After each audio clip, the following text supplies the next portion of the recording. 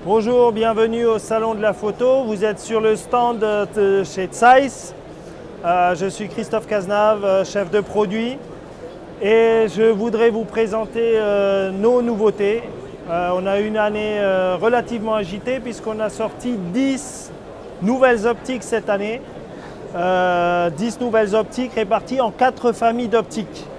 On va commencer par, les optiques qui sont le plus légendaires ces dernières années chez nous. Les Otus. L'année dernière, on a présenté le 85 mm, l'année d'avant le 55. Cette année, on sort le 28 mm f1.4. Donc, ce que les gens ont avec un Otus, c'est la qualité du moyen format avec un boîtier plein format classique.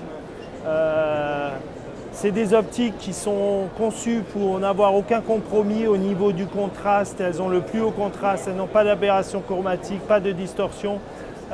C'est simplement des optiques exceptionnelles. Ensuite, cette année, on a sorti une nouvelle famille d'optiques que l'on appelle Milvus. On a 6 objectifs. Nous avons sorti 6 optiques, 6 focales cette année. 21 mm f2.8, on a un 35 mm f2, un 50 mm f1.4, un 85 mm f1.4 et on a 2 optiques macro, donc un 50 f2 et un 100 f2. Voilà le 50 mm. C'est une optique qui a une construction complètement différente d'un 50 classique. C'est un distagon chez Zeiss. Les distagons, c'est des optiques qui sont plutôt utilisées pour les grands angles.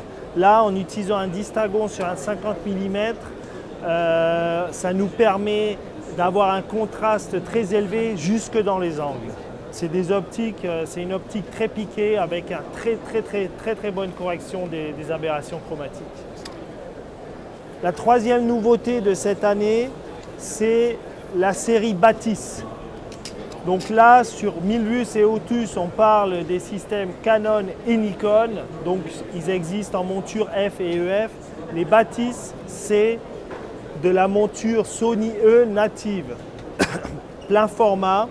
Donc les Batis, on a sorti 2 focales cette année avec autofocus, le 25 mm f2 et le 85 mm f1.8. Ce sont des optiques très piquées qui adressent les professionnels de la photographie qui maintenant de plus en plus utilisent le système Sony. Et une chose intéressante sur ces optiques, on a un petit écran OLED qui permet de voir la distance de mise au point ainsi que l'échelle de floutage, donc la profondeur de champ en fait va être affichée sur le petit écran OLED en fonction de l'ouverture et en fonction du capteur. Voilà. Et enfin, le dernier, le plus petit de tous, mais certainement une des optiques que je préfère, moi personnellement, c'est le Loxia. L'année dernière, on a lancé Loxia, donc c'était un 35 mm f2 et un 50 f2. Loxia, c'est des optiques en monture E, plein format, compact. Petit, compact, à mise au point manuelle avec une longue rotation, ce qui permet de les utiliser pour la photo, mais aussi très bien pour la vidéo, avec une bague de diaphragme qu'on peut décranter. Ça, c'est Loxia. Et cette année, on lance le Loxia 21 mm f2.8.